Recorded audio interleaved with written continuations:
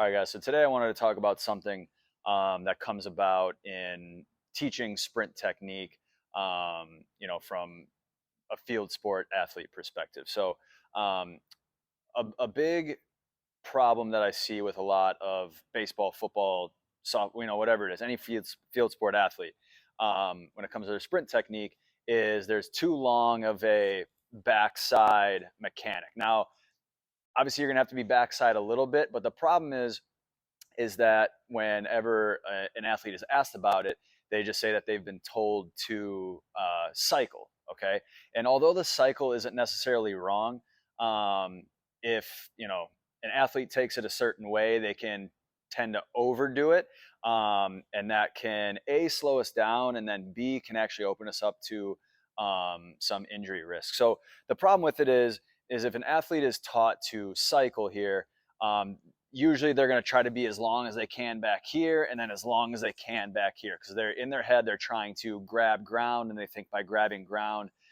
that relates to running faster and faster times and so on and so forth. So let's start with like the injury risk that can come from that. So if we are reaching too far out in front to create this big cycle mechanic, we're going to be more than likely landing and striking with our heel. Now, when that happens, we are creating a break. A, because the foot is landing out front and the heel doesn't have any sort of propulsive mechanism to it. So we're going to be kind of sinking into it, decelerating ourselves. And then from there, obviously you can see as our hamstring is going to be in a exposed and elongated position, we're going to have to try to pull through. And if my quad and my hamstring contract at the same time, more than likely the quad is going to win, and that's where some hamstring strains can come from. So when we're looking at this, we really want to make sure that when we're doing our technique, whether that's the A march, A skip, A switch, high knee runs, anything like that, when we're really practicing that knee up, toe up, okay, and picking the leg up and then striking right back down underneath. Okay, this is what we want in our head to be happening. Now, how that's going to play out when we actually sprint is there will be a cycle. It's going to appear to be a cycle, but it's not anything that you're going to try to do.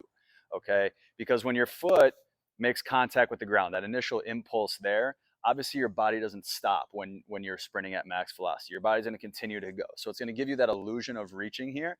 But really all that's happening is you're striking and pulling right back up. So if I'm sprinting max velocity, I strike, obviously my body keeps going, and in my head I'm pulling it right back up. So when we're going, all I'm doing is striking and pulling right back up, but at speed it looks like I'm going, trying to reach and do that whole elliptical cycle type reach. We just want to try to avoid that. Like for the reasons I said, we don't want to slow ourselves down and have to reaccelerate, and we don't want to open ourselves up to any sort of hamstring injuries.